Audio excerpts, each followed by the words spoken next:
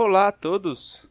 Voltamos para mais uma aula de matemática discreta, onde hoje nós vamos verificar aí algumas aplicações associadas a autômatos, né? A matéria que a gente viu na aula passada.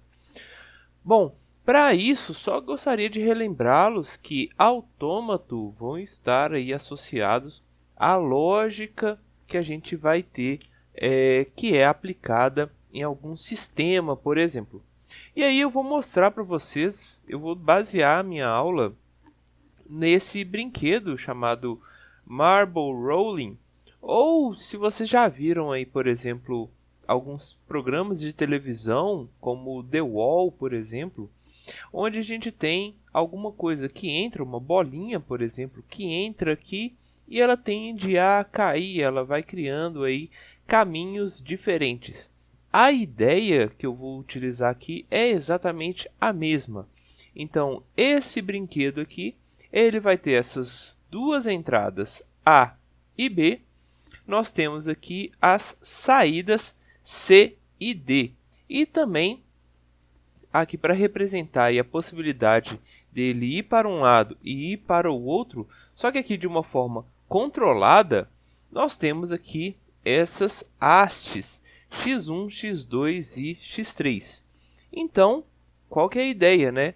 A nossa bolinha, ela vai cair e ela vai ser direcionada para alguma dessas saídas. Este será o nosso primeiro exemplo que a gente vai considerar aqui. A nossa bolinha pode cair ou em A ou em B, e aí de repente a gente vai analisar, a gente vai ver qual que é a saída desse nosso sistema. Então, para facilitar um pouquinho, eu vou considerar o seguinte, olha, para a gente, aquelas nossas barras x1, x2 e x3, elas vão associar aí aos valores 0 e 1, só para facilitar mesmo, tá?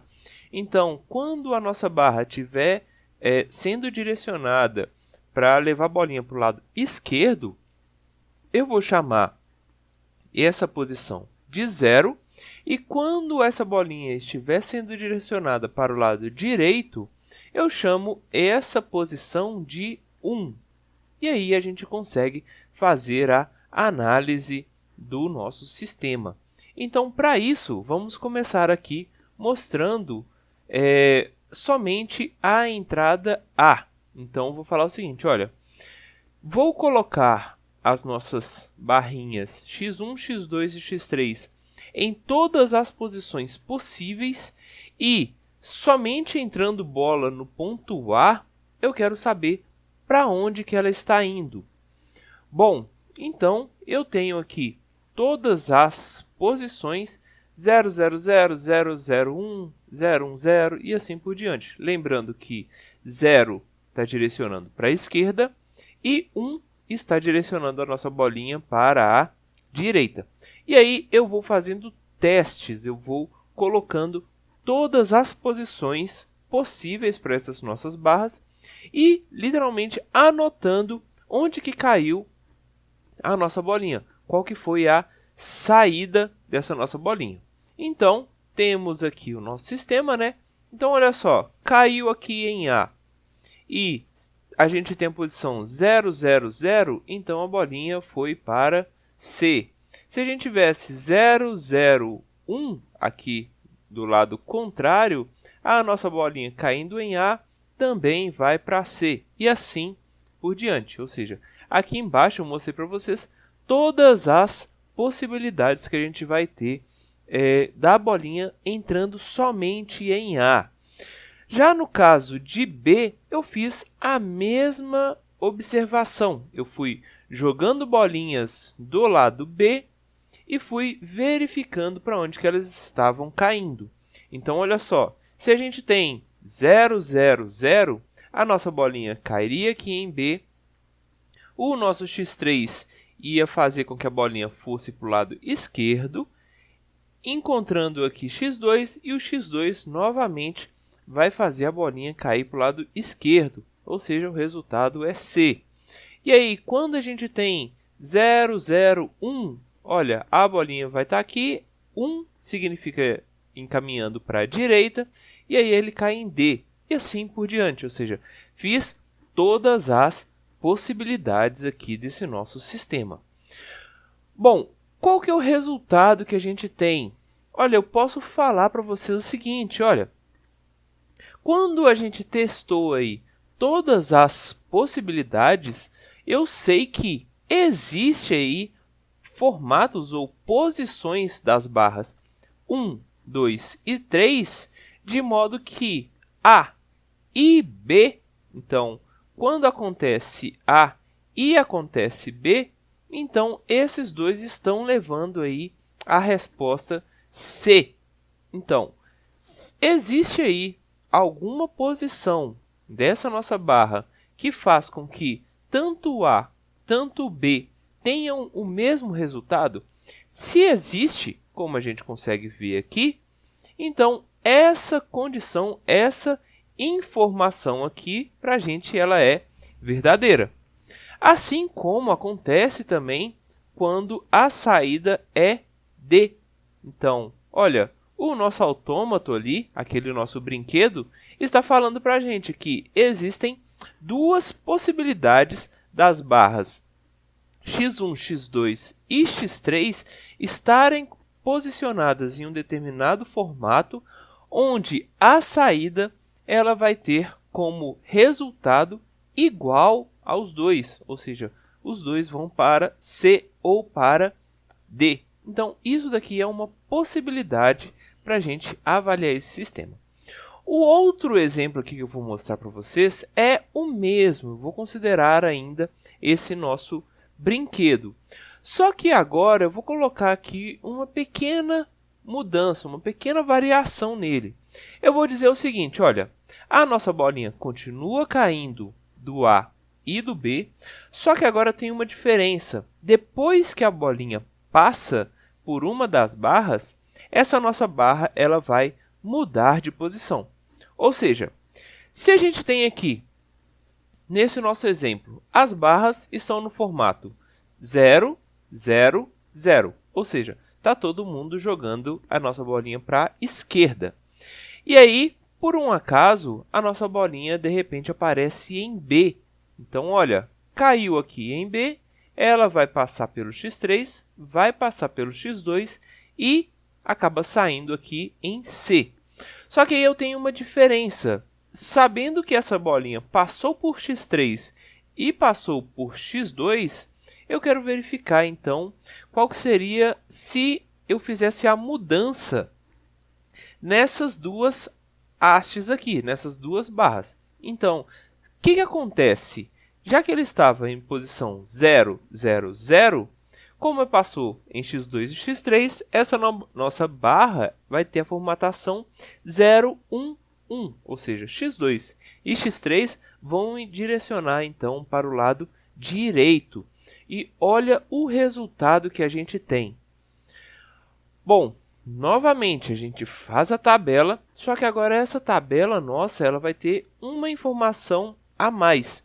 A gente tem a posição inicial, onde a gente tinha o primeiro antes das bolinhas caírem, e após a bolinha cair, a gente vai ter aqui a informação final desse nosso sistema. Então a gente vai conseguir saber qual que será a próxima orientação, caso por exemplo, essa bolinha venha a cair na mesma posição, na mesma entrada. Então, a gente tem novamente aí a verificação de todas as possibilidades desse nosso brinquedo em A e também todas as possibilidades desse nosso brinquedo em B. Bom, e aí eu gostaria de mostrar para vocês essa representação, esses resultados de uma forma melhor para ser visualizada. Então, o que eu fiz? Aqui eu juntei e aí eu consigo verificar que, olha, nós continuamos tendo saídas que são comuns, saída C e saída D, mas agora a gente tem informação também de posição da barra final. Bom, olhando assim, talvez a gente não consiga perceber nada exatamente. Mas se eu mostrar para vocês, por exemplo, no formato de autônomo, vocês conseguem ver aqui que se a bolinha sempre cai em A, a gente vai ter aí a criação de pequenos ciclos. Olha, existe esse ciclo aqui de fora, onde essa nossa bolinha somente caindo em A, ela terá 3 respostas C, que são essa linha fechada, completa, e uma resposta D, que é essa linha daqui. Da mesma forma, a gente tem aqui um outro ciclo interno. Então, olha, novamente a gente encontra 3 respostas C e uma resposta que é D. Isso daqui somente considerando a nossa bolinha caindo em A. Então, eu poderia falar para vocês, olha, existe aí alguns ciclos nesse nosso sistema, caso a bolinha caia sempre na mesma posição. Além disso, ciclos a gente também consegue perceber quando analisando aí a entrada B. Aqui eu coloquei os blocos, os 000, 001 e assim por diante, eles na mesma posição que a da A, para a gente não confundir muito. Mas percebam o seguinte, se eu começo aqui na posição 000 e a minha bolinha cai em B, ela vai para 011 e logo em seguida, caindo em B novamente, nós temos a resposta 010, em seguida 001 e aí a gente volta para 000. Ou seja, nosso ciclo aqui também aparece, nós temos 2 ciclos novamente. Só que nesse caso a gente tem 3 respostas que serão D e uma resposta obrigatoriamente que será C.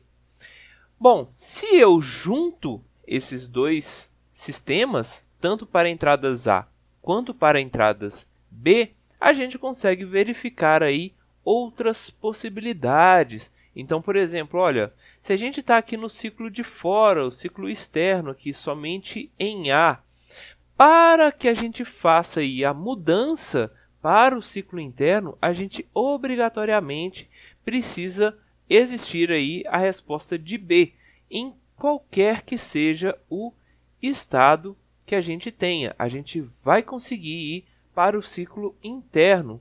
A mesma coisa acontece aí analisando o ciclo de B.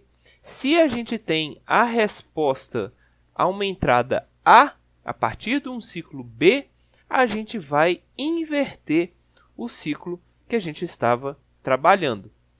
Bom, percebam então que nós estamos conseguindo inferir coisas aqui nesse sistema relativamente simples.